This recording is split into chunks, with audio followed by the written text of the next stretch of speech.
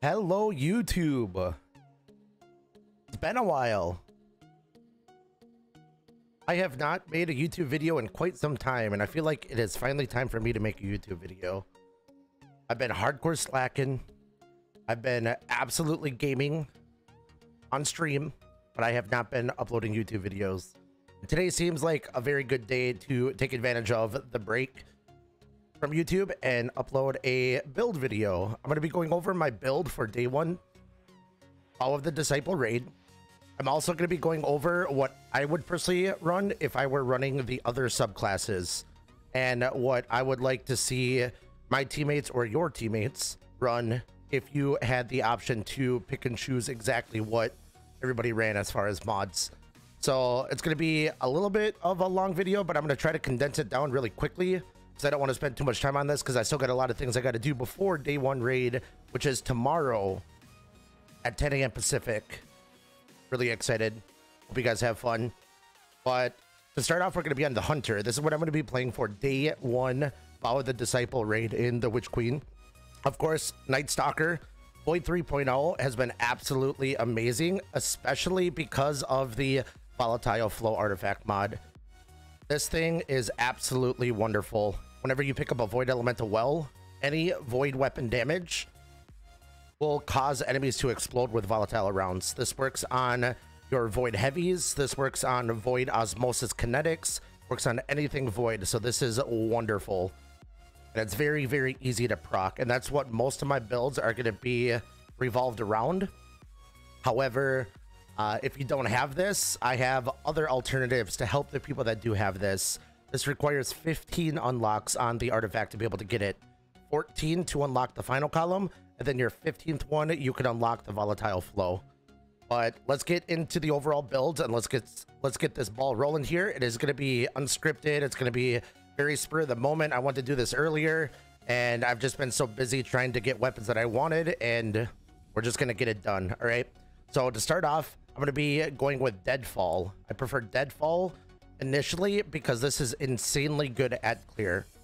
So you just drop an anchor tether and everything gets sucked in because of the new vortex, and then you just kill everything, and it's amazing. If there is a DPS phase of any sort, or if I need to nuke a champion or something, I will switch to Mobius Quiver. It currently does 2 volleys of 3 arrows, and it is actually quite good DPS. If you throw on Orpheus Rigs, you get a 3rd volley, and if you set it up correctly, it is actually one of the top damaging supers in the game. So do not sleep on this. It is extremely good. Learn how it works. For the dodge, we're going to do Marksman Dodge, which is going to be the bigger or the shorter cooldown for the dodges. You can go Gamblers if you want to utilize your melee ability more, but with Night Stalker, you really only do that if you're using the Smoke Nade, which you will see I do not use in this build. And then the Vortex Grenade, because of the suck, the Vortex is extremely good, and it lasts longer, which you'll see in my fragments here shortly. Vanishing Step, the main reason I use this is because of the 2 fragment slots you get.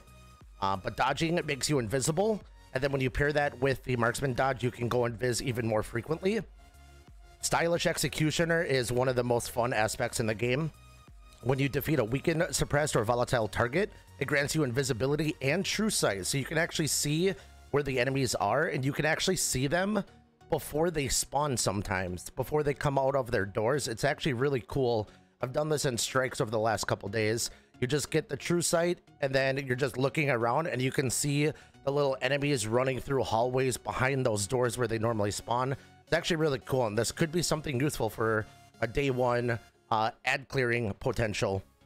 But after you kill an enemy that is weakened, suppressed, or volatile, you go invisible. There's an additional effect where if you have Stylish Execution active, you can melee a target and it'll weaken them as well. As hunters, you're somewhat squishy, but also it's something you can kind of use on the fly. Next, we have Echo of Remnants. These are the fragments that I'm using here. The Remnants is going to cause my Vortex Nade to last longer. The Undermining is going to cause my Vortex Nades to weaken enemies. The minus 20 Discipline is rough, but with proper stats, I think it's definitely worth it.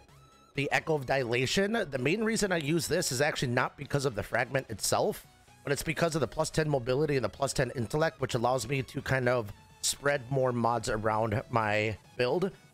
So I'm not really heavy into stats. I think they're a little bit underwhelming, but they're still good to have, especially mobility on a Night Stalker, which you'll see here shortly.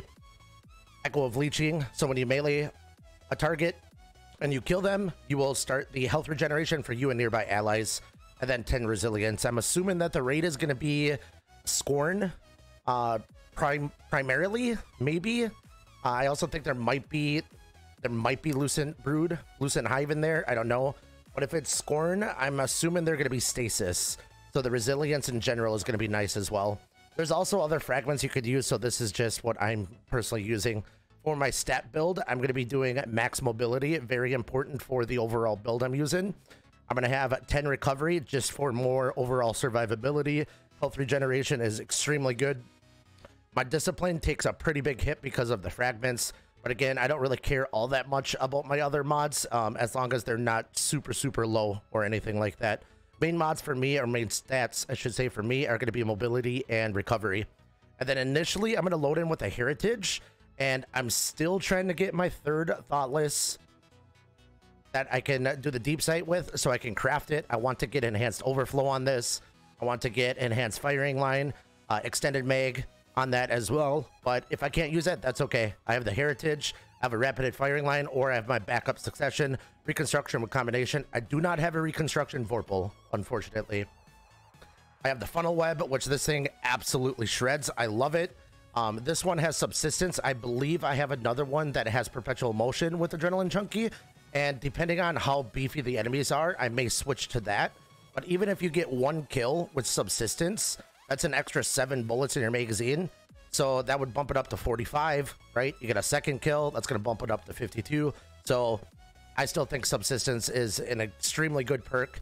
If they are very strong, subsistence is not good in higher end content where the enemies are more beefy. So just keep that in mind. And then I'm going to start off with the worm, because this thing is absolutely ridiculous. If you get times 20 Worm's Hunger, it's something like an extra 200% damage or something like that. It's nuts. This thing is insane for sure. I will also switch off of this to a Palmyra. This isn't the correct one, but a Palmyra with explosive light and with autoloading holster for DPS or damage. And then I will also swap my kinetic to anti-barrier if there is any anti-barriers. I'll talk about that a little bit more when I go to my Warlock, so don't worry about that too much. And then my exotic of choice is actually the 6 Coyote. The reason why I choose this is because of double dodge. If you do this correctly, you can actually always have your dodge on cooldown, and you can always be killing an enemy and creating a void elemental well, which I'll talk about with the mods here next.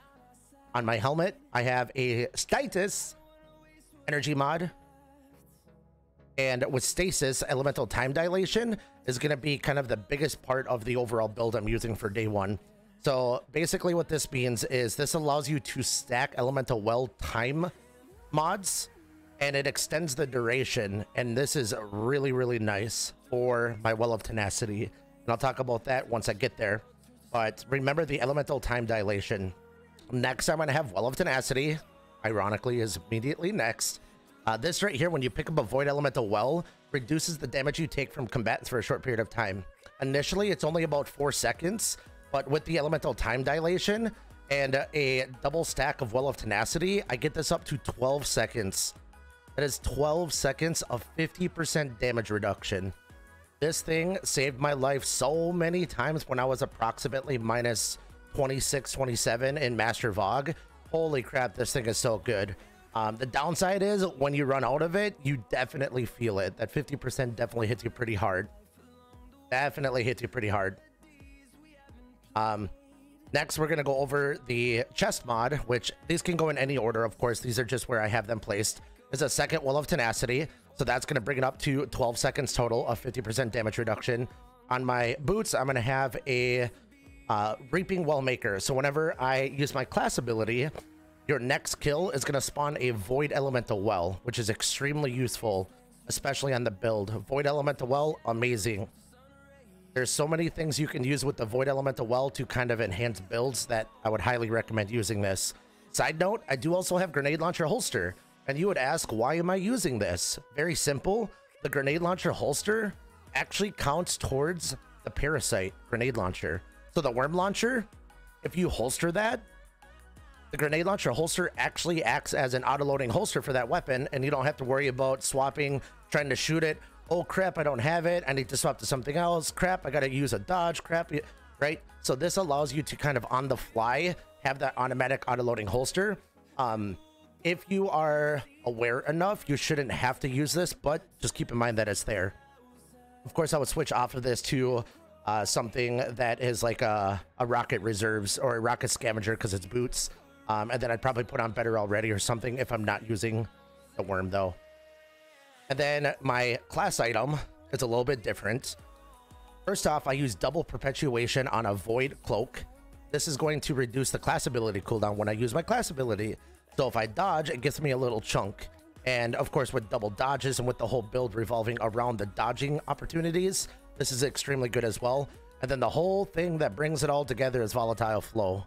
This thing is nuts. Volatile Flow just absolutely shreds basically every enemy in the game. I used this when I was doing my legendary campaign solo, and wow, everything gets shredded. Amazing. And then overload grenades, because I'm assuming there's going to be overloads. Again, if we think it's Scorn, there's going to be Scorn overload. And this is just going to help bring everything together. So this right here is going to be my Hunter. I will very quickly and more briefly go over the next 3 builds. I don't want this video to get too long. Next, we're going to go over the Warlock. There's 2 different builds that I actually have for the Warlock. Number 1, we have the good old Devour. I would use the same weapons pretty much because this is more of an aggressive playstyle. Vortex if you're looking for overall ad clearing potential. Cataclysm if you're looking for boss damage. This is kind of annoying because the Seekers are what actually do the more damage potential in the Slova, so keep that in mind as well. Healing Rift because obviously healing. Also, you'll see why here soon. And then the Vortex Grenade, as we know, the suckage is amazing. Feed the Void, this is the Devour, amazing. Buff it even more, and I would not complain. Child of the Old Gods, this is an aspect that I think is very underutilized. People use it because they know that it's cool, they know that it's new, it's exciting, but they don't use it properly. Okay, Child of the Old Gods is when you cast a rift, you get a little Void Buddy. The Void Buddy, when you shoot a target, will weaken any enemy that is in that area. Now I have Healing Rift because when you actually shoot and drain and weaken those enemies, it will give you grenade and melee energy. Devour, if anybody's ever used it, is extremely good at grenade spamming. It is wonderful. Put this on. Also, if you kill enemies that are getting sucked by the little Void Buddy, it gives you your Rift energy back. So you can chain your Rift ability if you would like to. If you don't care about that too much, then of course you can put on Empowering Rift. You can use your Void Buddy, and when you kill the enemies, you'll get health instead. Or when it drains the enemies, you'll get health instead, rather. So really good. Play around with this. Don't leave your Rift off cooldown. Use your Rift. Use it. It's amazing. Use it. It's not only a defensive thing, it is also offensive. The fragments that I chose are Expulsion, Void Ability Kills, cause targets to explode. Remnants, which is the longer Vortex. Undermining, which is the Weaken Grenade. And Persistence, this allows your Devour to get up to about 15 to 17 seconds. So Devour lasting that long is wonderful, just in case you have to transition to other enemies or whatever the case is. And you also get like, it's like 9 seconds per kill. So it's very easy to keep the Devour up. This is going to be the Voidwalker build. As far as the mods, you're going to have Volatile Flow. Artifact mod, of course. Right here. You're going to have Elemental Ordnance, so this is different.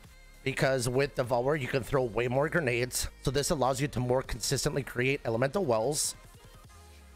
You're going to have the Well of Tenacity. Well of Tenacity is going to be, again, the 50% damage reduction. Remember that 1 is only about 4 to 5 seconds. So this does not last nearly as long. Again, this is a way more aggressive style. Starting off with Transversives. because transversives, in my opinion, are one of the, if not the best exotic in the game, simply because of the mobility increase, because of the maneuverability. If you're a run and gun type of player, you can reload your weapons on the fly. This thing is just so good. And then Phantom Might, of course, because this, when you pick up a Void Elemental Well, will increase your Void weapon damage for approximately 10 seconds. And I think it's 25% if I remember. It's 20 or 25%, I forget off the top of my head. And then lastly, we have the wrong... No, we don't have the wrong class item on. I thought I did. Last one we have on the Elemental Armament. So when you get weapons with your Void weapon on a Void subclass, a matching subclass with a matching weapon element, you have a chance of creating Elemental Wells. This is a little bit more than Warmind Cells, so it takes about 7-ish enemies to create one. But if you ever kill like a yellow bar, or if you kill the bigger enemies, the majors, they have a higher chance of dropping them as well. And then combined, I have the Overload Grenades, of course, because Devour and the Lucent Finisher. When you finish a champion, so finish a champion every opportunity you can with this, because you will spawn heavy ammo for you and your allies, which, who doesn't like more heavy? I love heavy. Another side note is Devouring Depths, which is also on the artifact. Amazing for boss damage. This is good on the Tether. This is good on the Warlock. So I would highly recommend using this as well if you need that extra damage potential. Approximately 35% if memory serves. So have that. Now next, which is probably going to be the more likely build that people will use, is going to be Well of Radiance. Usually on a day one, people are much more passive. They're more sit back, kill enemies from a distance, stay alive, play your life. And Well of Radiance allows for that. So what I'm going to do real quick is I'm going to swap all of my armor over. Don't worry too much about the overall stats, even though they actually kind of work out, ironically, because I just put different mods on. Now, this is going to be more of a passive, help your buddy style gameplay. Okay, so first off, Arbalist, if there is anti-barriers. If there's not, you can put on Izanagi, you can put on a sniper, you can put on something else that's just a little bit more long range. Using a pulse rifle. Now, this is going to be something a little bit different as well, because pulse rifle, you're a little bit more longer range. You don't have the void, so you don't have the volatile flow, volatile rounds that you can take advantage of. But you can kind of mess around with your weapons. And then, of course, this is the Palmyra rocket launcher I was talking about earlier. Autoloading holster with explosive light. Extremely good. I'm actually going to craft this up and get enhanced explosive light, because enhanced is slightly better than the normal. And then quickly for the mods, you're going to have Bountiful Wells. Now, this one is a very, very under-recognized mod, in my opinion. When you create an elemental well, this will immediately create a second one alongside it. So this right here will always spawn 2 elemental wells with whatever method of wells you're creating. Next, what I'm going to do is I'm going to have Enduring Wells on. Now, Enduring Wells is going to be nice because the wells that you create are going to last longer. And it's actually almost 40 seconds, which is a frick ton of time when you're just doing a normal encounter, especially with the fact that you're going to be creating wells very consistently. So Enduring Wells is amazing. Next, we're going to have the same elemental ordnance. So when you get grenade kills, that's going to spawn an elemental well. This, unfortunately, will spawn solar wells, so it doesn't necessarily help your teammates quite as much, but that's quite all right. If you don't want to use elemental ordnance, you can also use elemental armaments, which is, again, get the weapon kills with your matching subclass and matching elemental weapon, and that'll create solar elemental wells then. Either one is perfectly fine. Now, this right here is wonderful. Boots of the Assembler on Well of Radiance with Healing Rift is phenomenal. Definitely do not sleep on this exotic, especially on underlevel content, especially if you have more engaging and aggressive teammates. This will just passively heal your teammates. It also procs the Benevolent Dawn on Well of Radiance subclass, which is phenomenal as well. And then, of course, you have Reaping Wellmaker. So you can still create void elemental wells for your teammates. That's kind of crazy, I know. So essentially, the general playstyle of this subclass is drop your rift and have your teammate, have a buddy, just sit there with you in your rift the entire time. Also, like I said, the little Benevolent Dawn Seekers, the Noble Seekers here, are going to seek out your teammates. And you should pretty much just always be casting your rift whenever you're able to. and every kill after you drop your rift is going to drop a void elemental well, which is going to help the more aggressive players like me, who is on hunter, just killing an enemy and going invisible after every single kill. Last but not least, seeking wells. This right here is also phenomenal, because when you create an elemental well, those wells will move across the ground toward nearby players. So if I'm killing a enemy that is right next to a teammate, and I end up spawning a void elemental well, that void will then seek to my teammate. And if they're using double tenacity like I am, you will get the benefits of that well without me even picking it up. So this is just so good. It allows your teammates to kind of be more aggressive and be less aware of where the wells are. Now, seeking wells does have issues. It does sometimes get stuck on like debris on the ground or like the wall or whatever the case is. So just keep that in mind. So you don't have to use this, but keep that in mind. Definitely a really good one as well. Now, lastly, I'm going to go over very briefly. Anybody that knows me knows I do not play Titan ever. I play it for the power grind. Once the power grind is over, this thing gets absolutely ignored. I have never been a fan of Titans. I've never been a big Titan player myself. I have played it. I know the general play style, but we're going to go very quick over this. This one right here, you're probably going to go watch Sweat and watch one of his videos, or go watch Salt or somebody, because they probably have a much better Sentinel build, or a towering, or not a towering, what the heck is it? I don't even remember. Banner shield build. So first off, Word of Dawn, towering barricade, and you'll see why I have this on. I think most people already know. Vortex grenade, magnetic grenade, whatever you want to put on. My aspects are going to be controlled demolition, so whenever you hit a target with avoidability or volatile explosion, it makes them volatile. And then Bastion. The reason I have Bastion on is because this is going to put the whole build together. This, again, is going to be for somebody that's a little bit more passive playstyle, somebody that's not going to be too aggressive. Basically, the well buddies partner that's just going to sit in the rift the entire time and not have to worry about running around doing things. Okay, so this will give you an overshield whenever you drop your towering barricade. Next, the fragments, Echo of Expulsion, Remnants, and Exchange. Now, for the general stat build, actually, before we get into that, Titan's Ramparts. This right here is a exotic I don't really see a lot of, and I think could be useful.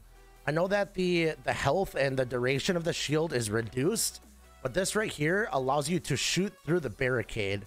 While you're behind the barricade, you also get the overshield, and then you're also going to have the healing rift from your Warlock buddy as well. That's going to be nice. But what is really, really nice is the fact that you can use this for Reaping Wellmaker. So when you cast your towering barricade, it also procs Reaping Wellmaker, which allows you to create a void elemental well on your next kill. That's kind of nice in general.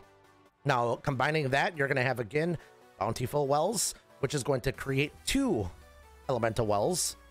You're then going to have Enduring Wells, just like the Warlock. It's pretty much the same well mods. The Enduring Wells is going to cause the elemental wells to last longer. Then you're going to have Volatile Flow. This one you can move around because, of course, you might not have Volatile Flow. You might not have a Void Weapon, but you can use this if you want to. You definitely don't have to. We have this one as well, though, so keep that in mind. And then next, we have on the Elemental Ordnance as well. So this, if you're getting grenade kills with the explosions and whatnot, this will be good to create additional Void Elemental Wells as well. So that's kind of the general rundown of the 3 classes. Again, I didn't go too in depth with the Titan because it's essentially the same as the Warlock, but also I'm not a fan of Titan, so I didn't spend a lot of time putting this together. All in all, I think that these 4 builds would be extremely good for a day 1 race, a day 1 experience, even GMs, or even higher level content in general, master raids when they come out. Another thing that I want to point out is do not forget and do not sleep on Warmind Cells. Yes, they are not as bad as everybody thinks they are, but more specifically, you can use it as a very, very, very passive defensive strat. So again, with the Iklos SMG getting disabled for day 1 race, you can put on the 7 Seraph, which is my preferred SMG. Global Reach, of course, this increases the radius of that. And then to kind of put the overall build together, what I would recommend using is Warmind's Longevity, which allows the Warmind Cells to last longer. Warmind's Protection, so the enemies that are in the Warmind Cell radius do reduce damage. Power of Rasputin, so when you shoot enemies that are near the Warmind Cell, you do more damage. And the most important one, Cellular Suppression. All you have to do is shoot the Warmind Cell one time with any bullet, and it will suppress the entire area. And this is extremely good, especially on more engaging content as well. So do not sleep on those. If you could have another person running a passive cellular suppression build, at least with Warmind's Longevity, that would be huge. So cellular suppression, Warmind's Longevity, and then also putting on global reach. And then for the 4th and the 5th mod, you can put on the good old Well of Tenacity and play a little bit more on the aggressive style if you want to. So like if you're using a hunter with more dodges, Well of Tenacity, right? Dodge, Reaping Wellmaker, and shoot an enemy, get a Void Elemental Well. And then you can combine this with the Reaping Wellmaker, Well of Tenacity combo. So these two together would be quite amazing. But that's all for me. The video went way longer than I was hoping and way longer than I was expecting. But I wish everybody the best of luck. Happy racing. If you guys have any questions, feel free to pop in and shoot me a DM or reply in the comments if you want to. I don't really know how the whole YouTube thing works, but I do check the comments whenever I put a video up. So feel free to let me know what you guys think. Let me know what you're running. Let me know if there's anything you would change to make it better. And I'll see you guys tomorrow for the race.